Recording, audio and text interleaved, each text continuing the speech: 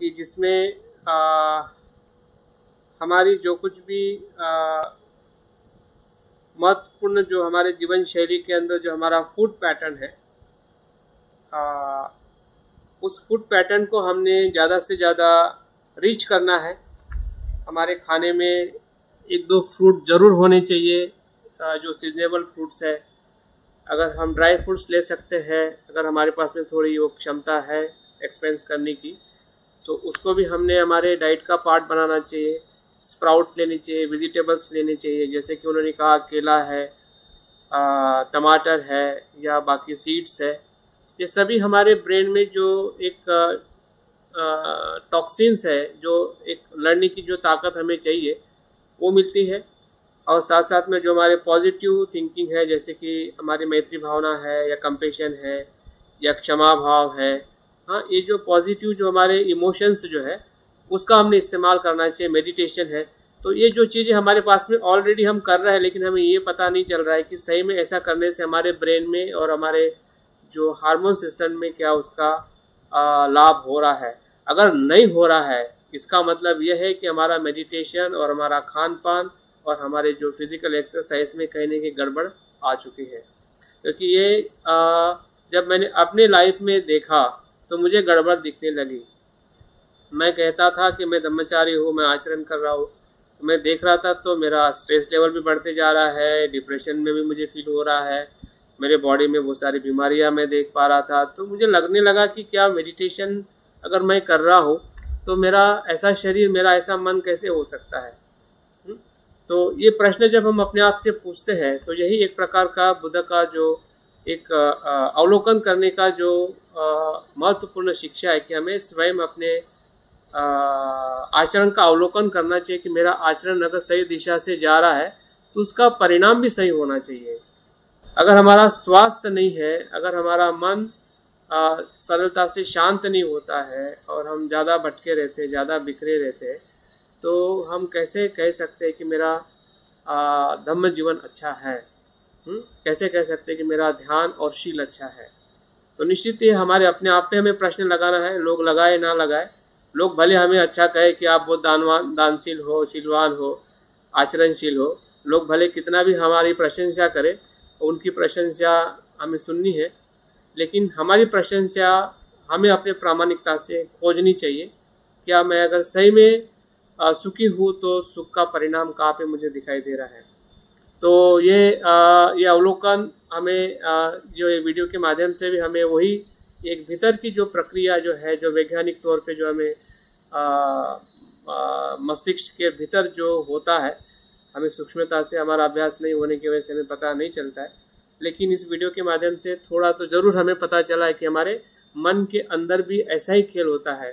ध्यान करने के लिए बैठते हैं तो हमारे मन में कुछ ऑब्स्टेकल आ जाते हैं, न्यूरॉन आ जाते हैं, और उसको हम एक एंटीडोज दे देते कि भाई शांत हो जा, अभी नहीं बाद में, अभी नहीं बाद में, और हम फिर से अपने मन की तरफ लाते हैं। तो ये वही प्रक्रिया है कि जो ब्रेन में जो हो रही है वही प्रक्रिया हमारे मन में हो रही है। ब्रेन की प्रक्रिया को हम देख सकते हैं, वो समझा रहा है, और उस प्रकार से हार्मोन्स को हम आइडेंटिफाई भी कर सकते हैं अपने वैज्ञानिक यंत्रों के माध्यम से। लेकिन मन को इस प्रकार से पूरी तरह से कोई आइडेंटिफाई नहीं कर सकता है, वो हम स्वयं ही कर सकते हैं। हमारा मन और कोई देख नहीं सकता है। हाँ, बुद्ध देख सकते हैं, हाँ, अगर बुद्ध होते, हाँ, लेकिन हम हमारे मन को ज़रूर देख सकते हैं कि हमारे पास में बहुत बड़ा दर्पण है, जिसे हम धम्म कह सकते हैं, जिसे हम ध्यान कह सकते हैं। तो ध्यान के माध्यम से हम अपनी मन की जो सूक्ष्मता, जिस प्रकार से वैज्ञानिकों ने एक मस्तिष्क की सूक्ष्मता को खोज के हमें हमारे सामने रखा है, तो हमारे मन की भी सूक्ष्मता को अगर पहचानना है तो उसका थोड़ा आधार लेके हम और बेहतरीन तरीके से हमारे मन का परीक्षण, निरीक्षण और अच्छा सखोल अध्ययन कर सकते हैं। तो इसलिए हमें इसकी जानकारी रखते हुए हमें आगे जाना चाहिए, ताकि हमारा ध्यान के प्रति जो लगाव है या ध्यान के प्रति हमारा जो रुझान है और अच्छी तरह से आगे बढ़ सके।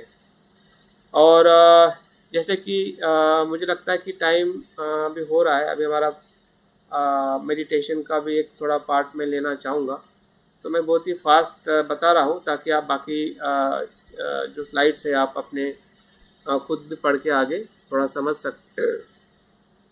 तो रिलैक्सेशन और रिस्पॉन्स ये जो मेडिटेशन का सबसे बड़ी खोज जो उनके जो पहले जो वैज्ञानिक जो थे उनके ये शिष्य है, जिसका नाम हर्बर्ट बेंसन है। इन्होंने उनकी खोज को आगे बढ़ाते हुए ये ढूंढा कि स्ट्रेस का कारण क्या है और उसका उपाय क्या है। तो कारण के अंदर उन्होंने दो बातें बताई। उन्होंने ये बताया कि जो भी स्ट्रेस निर्माण होता है उसका कारण जो होता है फिजिकल और मेंटल ब्लॉकेज। ध्यान शब्द याद रखिए, फिजिकल और mental blockage is the cause of all kind of the stress. जो भी स्ट्रेस हमारे लाइफ में आ रहा है और फिजिकल जो बाउंडेशन है, या कह सकते हैं कि उसको बंधे रहना या बांध कर रखना और भावनाओं को बांध के रखना, यही सभी स्ट्रेस का कारण है।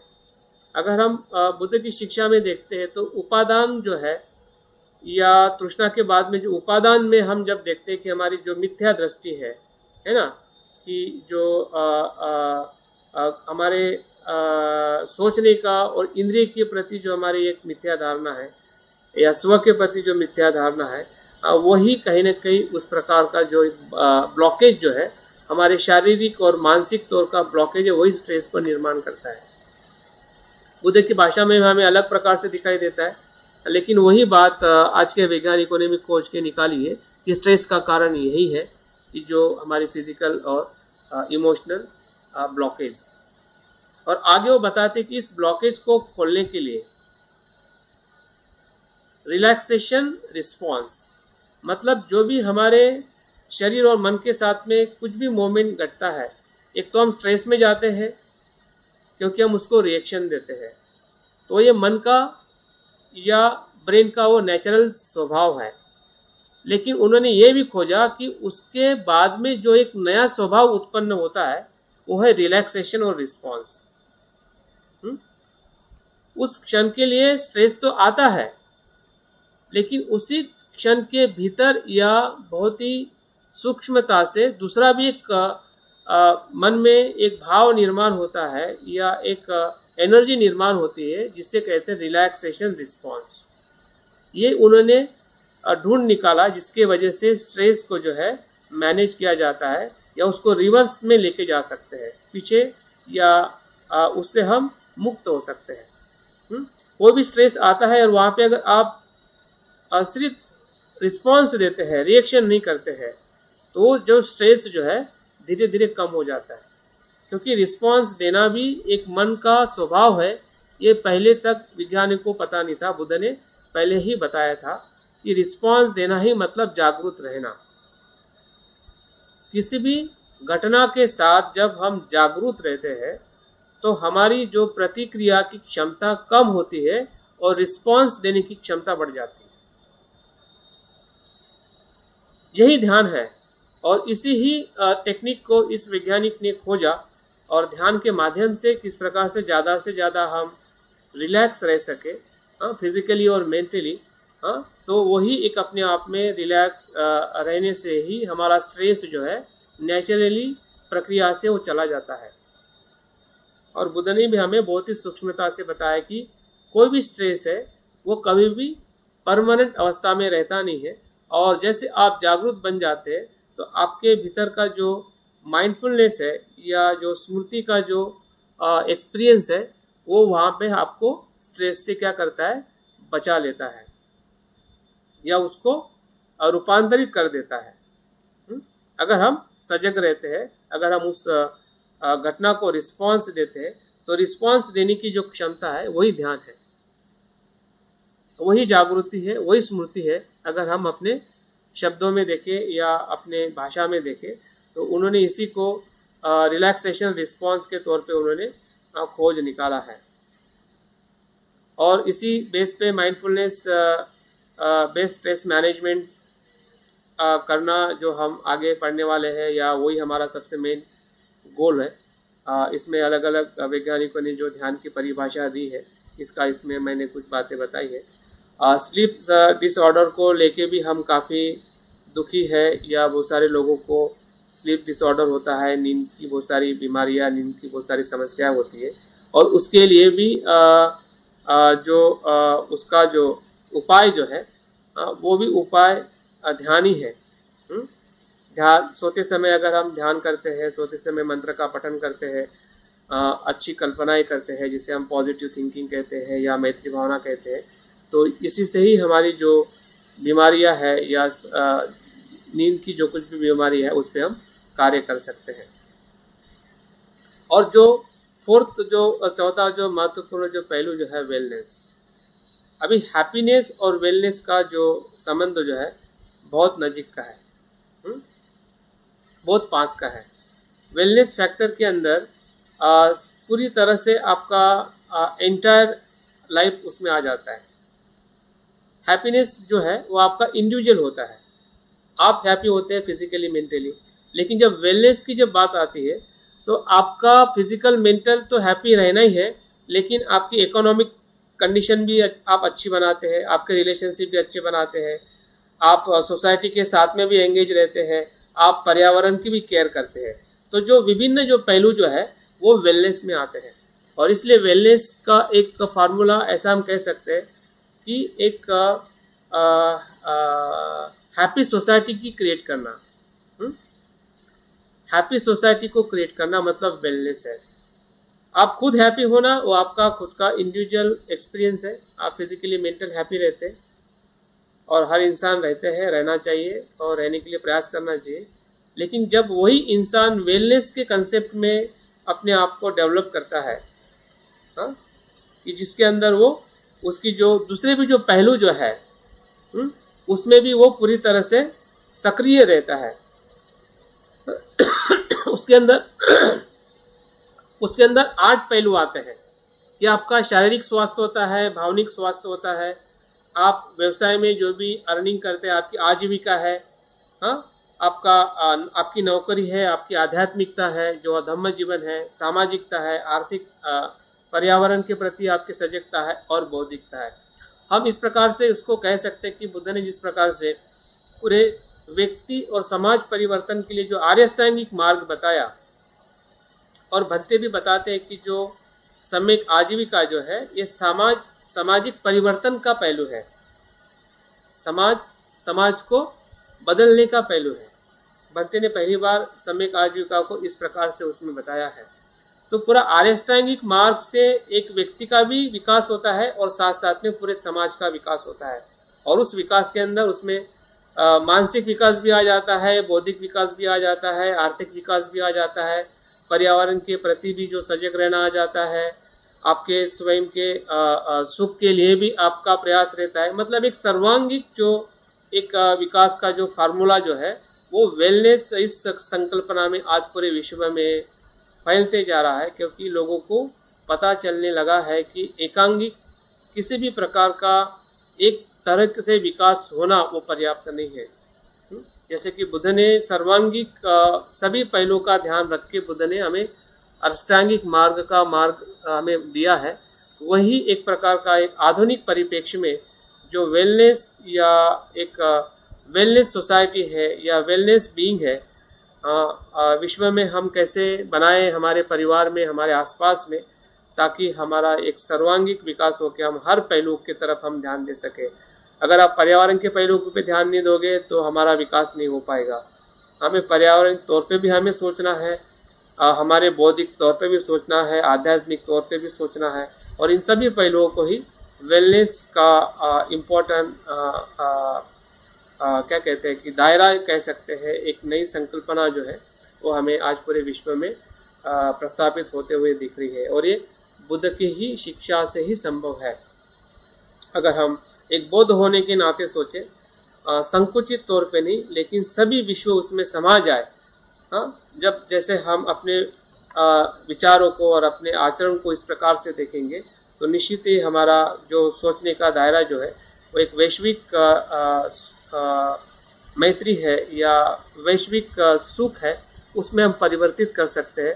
उसी को हम वेलनेस के पहलू को देख सकते हैं। तो अभी तक मैंने जो बताया है और आप समझ पाए हैं, उसमें चारों बातें बहुत ही महत्वपूर्ण है कि हम हमारे स्ट्रेस को समझना है कि स्ट्रेस क्या है और कैसे उसका अस्तित्व है हमारे जीवन में या पूरे विश्व में, भारत के साथ साथ में। और मानसिक तौर पे हमारे दूसरे भी जो बीमारियां है या इलनेस है, मेंटल इलनेस है कि डिप्रेशन हो या चिंता हो, और मेडिटेशन है जो रिस्पॉन्स देना, पॉजिटिव रिस्पॉन्स देना, यही मेडिटेशन है। अगर हम सजग होते हैं, माइंडफुल होते हैं, तो हमारा रिस्पॉन्स देने की जो प्रक्रिया जो है निरंतर बढ़ते जाती है, वो हमारी नैसर्गिक कैपेसिटी है। बुद्ध ने और वैज्ञानिकों ने हमें कोई दवाई पे या किसी पे डिपेंड रहना नहीं सिखाया, बल्कि उन्होंने ये खोजा कि आपके ब्रेन में और आपके मन में ही वो क्षमता है कि आप रिस्पॉन्स दे सकते हैं। ऐसे जाने से अच्छा है कि आप ऐसे जाइए। ऐसे जाने से आपको दुख दुख दुख और दुख के सिवा कुछ नहीं मिलेगा। हाँ, वही क्षमता उसी क्षण में दूसरी भी क्षमता निर्माण हो रही है, जिसे हम जागरूक रहना कहते हैं या रिस्पॉन्स देना कहते हैं। तो हमें दोनों पहलू से देखना है कि बुद्ध ने जो बताया वही वैज्ञानिकों ने बताया, और हमें दोनों पहलुओं, क्योंकि हम आज आधुनिक जगत में हैं, बुद्ध के समय में नहीं है, कि उन्हीं के शब्दों का इस्तेमाल करके अगर हम आगे जाएंगे तो हम ज़्यादा समय तक आगे नहीं बढ़ पाएंगे। हाँ, तो आज के जो शब्द है, आज की जो वास्तविकता जिन शब्दों से बताई गई है, उन शब्दों का, उन वैज्ञानिकों का या उनका जो रेफरेंस लेके अगर हम आगे बढ़ते हैं तो हमें भी बहुत बड़ा हौसला मिलेगा अपने आप को ढूंढने का या अपने आप को परखने का कि हम सही में एक वैज्ञानिकों के अवस्था में हम काम कर रहे हैं। भले हम लेबॉर्ट्री नहीं हमारे पास में वैसी डिग्री भी ना हो, लेकिन फिर भी मानसिक तौर पे जो वैज्ञानिकों ने खोजा है और कहा है उसका हम स्वयं अनुभव करके अपना खुद का जीवन अच्छा कर रहे हैं और लोगों को भी हम हेल्प कर रहे हैं। और वेलनेस एक वैश्विक स्वरूप है, जिसमें पूरी तरह से मैत्री, करुणा, मुदिता, उपेक्षा का पूरा उसमें अनुभव करते हुए हम उसके पहलू को देख सकते हैं। तो चारों पहलू से हमें अपने पूरे आज के हमने क्लास को देखा है। मुझे उम्मीद है कि आपने जो कुछ भी सुना है और समझने का प्रयास किया है, और उसका मैंने मटेरियल भी ग्रुप में शेयर किया, उसको आप ज़रूर पढ़िए। और आपका जो ग्रुप डिस्कशन क्लास जो है वो कल मैं आप लोगों को टॉपिक देने वाला हूँ, और वहाँ से फिर आप लोगों का एक नया, आप लोगों का जो संवाद है आपके ग्रुप के अंदर आप शुरू करने वाले हैं। तो मैं यहाँ पे अपनी बात पूर्ण करता हूँ, और हमारे पास जो अगर समय आप चाहते हैं है समय, तो हम मेडिटेशन कर सकते हैं। अन्यथा अगर आपके तरफ से कुछ रिस्पॉन्स है, कैसे लगा है, क्या आपको समझ में आया नहीं आया, कुछ प्रश्न है तो आप प्रश्न पूछ सकते हैं। बहुत बहुत धन्यवाद। जय भीम, नमो बुद्धाय। हेलो। हाँ बोलिए। हेलो मंजू कुमार, मेरी आवाज आती है? आ रही है। तो मेरा ये प्रश्न है कि जब ध्यान करते हैं ना